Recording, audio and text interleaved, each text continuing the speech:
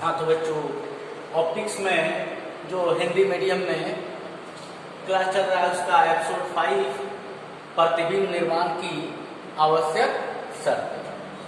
प्रतिबिंब निर्माण की आवश्यक शर्तें फॉर कॉन्केव मिरर, मतलब अवतल दर्पण के लिए।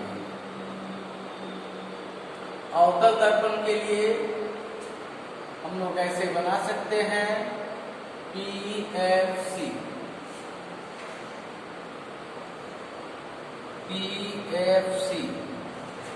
मात्र 4 कंडीशंस हैं, मात्र 4 कंडीशंस हैं इसमें। एक तो इस प्रधान अक्ष के प्रिंसिपल एक्सिस के पैरेलल जो किरण जाएगी वो फोकस से लौटेगी, और जो किरण फोकस से जाएगी वो प्रिंसिपल एक्सिस के पैरेलल लौटेगी। और परावर्तन के दूसरे नियम से जितना डिग्री का कोण बनाते हुए जाएगी उतना ही डिग्री के कोण पे लौट जाएगी। और एक दिखा सकते हैं कि C से जाने वाली किरण उसी दिशा में लौट जाएगी। क्यों? क्योंकि 90 डिग्री का एंगल बनता है। कोई भी वृत्त है उसके केंद्र से परिधि को मिलाने वाली रेखा त्रिज्या हुई और स्पर्श रेखा पर त्रिज्या लंब होती है। फिर वैसे ही फॉर कॉन्वेक्स मिरर, उत्तल दर्पण के लिए हम लोग आते हैं। तो जैसे कि 1, 2, 3 और 4 कंडीशन थे, वैसे ही 4 कंडीशंस को यहां देखा जा सकता है। PFC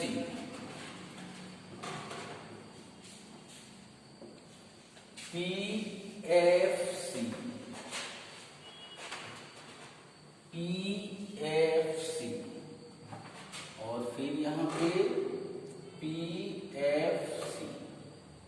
ठीक है। अब यहां पे जो प्रिंसिपल एक्सिस के पैरेलल रे होकर के जा रही है वो इधर से परावर्तित होगी, रिफ्लेक्ट होगी, इधर से आती हुई प्रतीत होगी। और जो किरण फोकस की दिशा में जा रही होगी वो परावर्तित होने के बाद मुख्य अक्ष के समानांतर लौटेगी। और एक किरण जितना कोण बना के जाएगी उतना पे लौटेगी, क्योंकि आपतन कोण बराबर परावर्तन कोण। और C के डायरेक्शन में जो रे जा रही है वो C के डायरेक्शन में ही लौट जाएगी। इस तरह 4 में से कोई 2 किरण का यूज करेंगे तो इमेज बनेगा।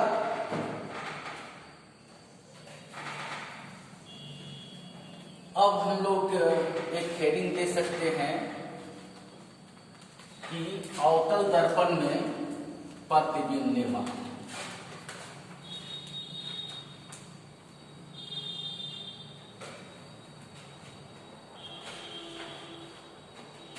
Image formation in concave mirror। अलग अलग पोजीशन से हम लोग, जैसे कि ये अवतल दर्पण हुआ। अब इसमें अलग अलग कंडीशंस आपसे कहे जा सकते हैं। इसे हम लोग एक्सपेरिमेंट के द्वारा भी हम आपको दिखाने की कोशिश करेंगे। PFC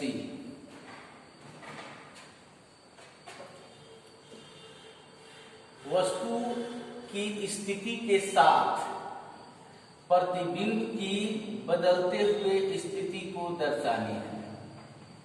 वस्तु कहाँ होगा, प्रतिबिंब कहाँ बन जाएगा। ठीक है।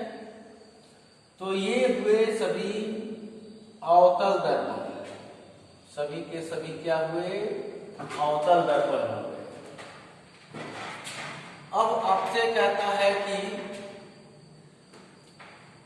जब वस्तु अनंत पर हो, अनंत पर हो, अनंत 2 हो सकता है, एक तो मान लो कि ये मोबाइल दर्पण है, एक अनंत सूर्य चांद तारे और एक अनंत वो बॉल। तो इस अनंत का थोड़ा बड़ा इमेज बनेगा और उस अनंत का एकदम पॉइंट सा, जैसे ज्यादा अनंत दूरी पर होगा तो मुख्य अक्ष के समानांतर आने वाली किरण पैरेलल उसको दर्शाएगा। ठीक है, क्योंकि हम लोग पढ़ेंगे विजुअल एंगल। विजुअल एंगल का मतलब कोई वस्तु से एक ही समान लंबाई, मतलब कि वस्तु आपसे जब दूर हटती जाती है तो आपके नेत्र पर बनने वाला कोण छोटा होता जाता है ना। तो इस तरह से जब दूर अनंत पर वस्तु चली जाएगी तो किरण पैरेलल हो जाएगी, समानांतर हो जाएगी। तो समानांतर आने वाली किरण फोकस से गुजरेगी और एक पॉइंट सा इमेज बनेगा फोकस पर। जबकि अगर इंफिनिटी थोड़ा करीब है तो यहाँ से एक किरण दर्शा सकते हैं, एक ऐसे आ रही है, एक को ऐसे दर्शाकर ऐसे दिखा सकते हैं, यानी फोकस पर एक थोड़ा सा बड़ा बनेगा, इस पॉइंट से बड़ा बनेगा। अगर आपसे कहा जाए कि सी और इंफिनिटी के बीच में ऑब्जेक्ट है तो इमेज तो पैरेलल जाने वाला फोकस से और सी से जाने वाला उसी दिशा में, सी और एफ के बीच में बनेगा स्मॉलर दैन ऑब्जेक्ट और रियल, वास्तव में किरणें कट रही हैं इसलिए यह रियल होगा। फिर अगर उसी को ऐसे दिखा सकते हैं कि एक जितना एंगल बना के जा रहा है उतना एंगल पे आ रहा है, एक फोकस से जा रहा है तो पैरेलल आ रहा है, तो यहाँ बना। तो सी और एफ के बीच बनेगा, ऐसे 3-4 प्रकार से बना सकते हैं। फिर अगर ऑब्जेक्ट इधर से चलकर सी पर आया, सी पर आया तो पैरेलल जाने वाला फोकस से और फोकस से जाने वाला पैरेलल, तो जितना बड़ा ऑब्जेक्ट उतना ही बड़ा इमेज। रियल हुआ वास्तविक यानी उल्टा, वास्तविक इमेज हमेशा उल्टा होता है, चाहे वो लेंस का हो या दर्पण का हो। रियल इमेज हमेशा उल्टा होता है। अब सी और एफ के बीच आया तो समानांतर जाने वाला फोकस से और एफ से जाने वाला समानांतर, तो सी और अनंत के बीच बना। इसको भी 2-3 प्रकार से दिखा सकते हैं, ऐसे भी दिखा सकते हैं इसको। तो उसी तरह जब वस्तु एफ पर आया तो समानांतर जाने वाला फोकस से और जितना डिग्री का कोण बना के आया उतना डिग्री पे तो ये किरणें कहीं जाकर अनंत पर कटेंगे, इंफिनिटी पर, और बहुत बड़ा वास्तविक इमेज बनेगा। ठीक है, अब हम लोग ये देख सकते हैं कि अवतल दर्पण का उपयोग हजामती दर्पण की तरह किया जाता है। कैसे? अवतल दर्पण का उपयोग हजामती दर्पण की तरह किया जाता है। कैसे? Concave mirror is used in form of salon mirror. तो मान लो कि एक बड़े द्वारक का अवतल दर्पण है, it is a mirror of high aperture. बड़ा द्वारक, यहां से यहां की लंबाई अधिक है, और ये हुआ P, ये हुआ F, ये हुआ C। अब यदि C और F के बीच में कोई ऑब्जेक्ट रखा जाता है तो अगर यहां से कोई किरण जा रहा है इस दिशा में, इसका मतलब इस C के डायरेक्शन में, तो वो उसी दिशा में लौटेगा, है ना। और एक जितना एंगल बना के जा रहा है उतना एंगल पे लौटेगा। तो ये लौटने वाली जो रिफ्लेक्टेड रे है इनके बीच दूरी बढ़ता जाएगा तो इनके कटने का चांस बनता नहीं है। तो यहां से देखेंगे तो लगेगा कि ये किरणें यहां से आ रही है, या इसे ऐसे भी बना सकते हैं, ऐसे ही बना सकते हैं P, F, C। पैरेलल जाने वाली रे फोकस से और जितना एंगल बना के आई उतना से, फिर इसको ऐसे दिखाया जा सकता है। ये जो इमेज बनेगा वो वर्चुअल होगा, इमेजिनरी, काल्पनिक, क्योंकि काल्पनिक प्रतिबिंब हमेशा वस्तु की अपेक्षा सीधा होता है। और ये जो है, अब मान लो कि ये कोण अवतल दर्पण है और उसका फोकस आगे कुछ दूरी तक है, तो बीच में कोई भी व्यक्ति कुर्सी पे बैठेगा, इसमें देखेगा तो उसका चेहरा बड़ा बड़ा सीधा पूरा दिखाई देगा, इसलिए इसका उपयोग हजामती दर्पण के रूप में किया जाता है। अब इसका यूज और सब क्या क्या है, जैसे टॉर्च। टॉर्च का काम क्या है कि जैसे कि ये अवतल दर्पण हो गया, तो इसके फोकस पे अगर बल्ब को रखते हैं तो बल्ब से जो किरणें जाएंगी वो दर्पण से परावर्तित होने के बाद समानांतर हो जाएंगी। तो मोटर गाड़ी के हेडलाइट में या आपके टॉर्च के हेडलाइट में या चिकित्सक जो डॉक्टर हैं दांत वगैरह देखने के लिए पतला बीम, उसका इंटेंस ज्यादा होना चाहिए, उसका यूज करते हैं। तो उसमें फिर से आपका सोलर प्लेट में, ताकि अधिक से अधिक किरणों को एक जगह पे एकत्रित किया जा सके, यानी पैरेलल आने वाली किरण को पैरेलल आने वाली सभी किरण को एक पॉइंट पे लाया जाए ताकि ऊष्मा का परिमाण बढ़े, है ना। इसके लिए भी अवतल दर्पण का उपयोग किया जाता है सोलर प्लेट में। तो आप कह सकते हैं कि हजामती दर्पण के रूप में, फिर टॉर्च के हेडलाइट में, मोटर गाड़ी के हेडलाइट में, चिकित्सक के टॉर्च में, अवतल ये सोलर सेल इत्यादि में इसका यूज किया जा सकता है। उत्तल दर्पण में प्रतिबिंब निर्माण की आवश्यक शर्तों को आप देखेंगे कि चार में से कोई दो किरण को खींचें तो इमेज बनेगा। अब इसका एक और क्वेश्चन अराइज होता है कि why convex mirror is used as side mirror. Side mirror के रूप में इसका यूज क्यों करते हैं? तो आप यहाँ देख सकते हैं कि ये जो हुआ ये उत्तल दर्पण हुआ, कन्वेक्स मिरर हुआ, और यहाँ हुआ P, यहाँ F, यहाँ C। यहाँ कोई बाउंड्री लाइन नहीं है कि ऑब्जेक्ट को कहाँ शिफ्ट किया जाए, कहीं भी नजदीक हो, दूरी पर हो। तो इस ऑब्जेक्ट से आने वाली जो पैरेलल किरण है वो कहाँ से, फोकस से जाती हुई मालूम, और C के डायरेक्शन में आने वाली किरण C से ही लौट जाएगी और हमेशा सीधा छोटा अर्थात काल्पनिक, वर्चुअल यानी इमेजिनरी, अपैरेंट, स्मॉलर, इरेक्ट, सीधा। तो काल्पनिक का मतलब ही हुआ सीधा। तो इसका जवाब हो सकता है कि उत्तल दर्पण के सामने रखी गई किसी भी वस्तु का प्रतिबिंब हमेशा उसके ध्रुव एवं फोकस के बीच छोटा एवं सीधा बनता है। अतः इसका उपयोग जो है साइड मिरर के रूप में किया जाता है ताकि पीछे की सभी वस्तुओं का छोटा छोटा एवं सीधा प्रतिबिंब यह दर्पण में बना देता है। ठीक है, तो इस तरह से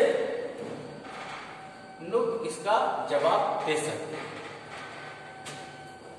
अब थोड़ा सा हम लोग कंसीडर करेंगे चिन्ह परिपाटी योजना।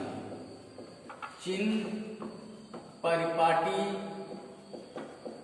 योजना, साइन कन्वेंशन स्कीम, ये क्या है?